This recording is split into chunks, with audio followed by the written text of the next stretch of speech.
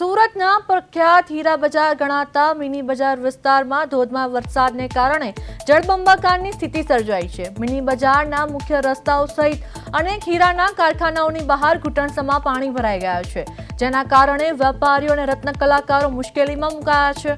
સ્થિતિની ગંભીરતાને ધ્યાનમાં રાખીને અને અતિભારે વરસાદની આગાહી વચ્ચે કલેક્ટર અને તંત્ર દ્વારા હીરાના તમામ કારખાનાઓ બંધ રાખવાનો સત્તાવાર આદેશ આપી દેવામાં આવ્યો છે। રસ્તાઓ અને કારખાનાઓ બહાર પાણી ભરાઈ જવાથી વાહન વ્યવહાર અને જનજીવન સંપૂર્ણપણે ખોરવાઈ ગયું છે। તંત્ર દ્વારા પરિસ્થિતિ પર સતત નજર રાખવામાં આવી રહી છે। સુરત શહેરમાં જે પ્રકારે વરસાદ પડી રહ્યો છે અવિરત અને સુરત શહેરમાં જળબંબાકાર જેવી તે જોવા મળી રહી છે।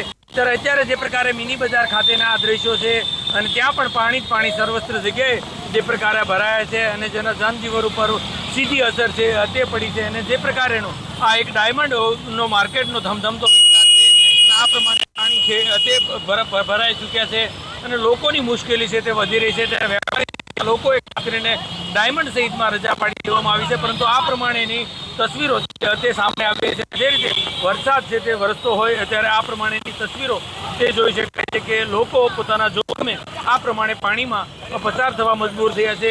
વડીલ સાથે વાત કરવાનો પ્રયાસ કર્યો। વડીલ, શું કહેશો? આ મહિનામાં ત્રીજી વખત ખાડીપુર જેવું સ્થિતિ? અરે દર વખતે પાણી ભરાઈ જાય છે, કોઈ એનો કાયમી નિકાલ આવતો જ નથી।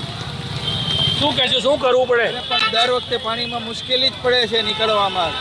ગયા વખતે પાણી ભરવાનું ગાડી ઉતારવાની હતી અહીંયા અને ઝાડ બી પડી ગયા હતા, તો બી કોઈ મ્યુનિસિપાલિટી ધ્યાન આપવું પડે ને। હજુ ભારે વરસાદની આગાહી શું લાગે? હજી ભારે વરસાદ છે તો કોઈ બહાર જ ના નીકળે કે ને બિલ્ડિંગમાંથી। ખરેખર તો આ બધું પહેલા વહીવટ સુધારવો પડે, કેટલી મુશ્કેલી ગટર સાફ કરવી પડે, બધું કાર્યક્રમ કરવા પડે, બધાને મુશ્કેલી પડે ને આમાં તો। ચોક્કસથી લોકોની મુશ્કેલી છે આ પ્રમાણે લોકોએ ખાસ કરીને જનજીવન ઉપર સીધી અસર અને જે પ્રકારેનું સુરતમાં આ પ્રમાણે હાલાકીનો વરસાદ છે તે ધોધમાર વરસાદ સર્વત્ર જગ્યાએ છે અને જળબંબાકાર જેવી સ્થિતિ છે તે નિર્માણ થયું છે। મહત્વની વાત છે કે આ એક જ મહિનાની અંદર કે આ ત્રીજી વખત ખાડીપુરનું જે સંકટ છે તે સુરતીમાં છે।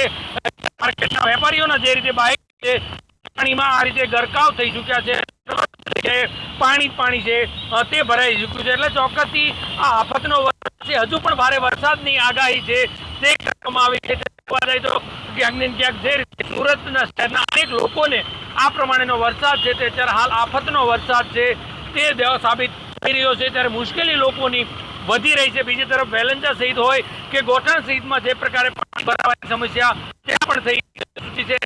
મહત્વની વાત છે કે જે પ્રકારનો આગાહી કરવામાં ભેંજવી રહ્યો છે અને સુરતમાં અનેક લોકો પ્રભાવિત થયા છે, અનેક લોકોને સ્થળાંતર કરવાની ફરજ પડી છે, પરંતુ વહીવટી તંત્ર દ્વારા અપીલ કરવામાં આવી છે 24 કલાક સુરતીઓ માટેના અતિ ભારે છે તે માનવામાં આવે છે। ત્યારે લોકોએ સુરક્ષિત સ્થળે રહેવા અને ખાસ કરીને અનેક નીચાણવાળા વિસ્તારથી લોકોને પણ તંત્ર દ્વારા તે સુરક્ષિત સ્થળે ખસેડવામાં આવ્યા છે। ત્યારે તંત્રની જે કાંઈ અપીલ કરવામાં આવે તેને નિયમ અનુસરી અને લોકોની જે મુશ્કેલી છે તે વધુ ન થાય તેના માટે લોકોએ સ્વયંભૂ તંત્રને અને સરકાર જે પ્રકારેનો આદેશ આપે તેનું પાલન કરી અને કોઈ અફવામાં ન ફેલાય, કારણ કે સુરત માટે આ ત્રીજી વખત આ એક જ મહિનાની અંદર ત્રીજી વખત ખાડીપુરનું પણ સંકટ છે। ત્યારે લોકોએ પોતાની રીતે સુરક્ષિત રહેવાનો એક અનુરોધ છે તે કરવામાં આવ્યો છે। કેમેરામેન અજય કુમાર સાથે અરવિંદ રાઠોડ, 24 ગુજરાતી, સુરત।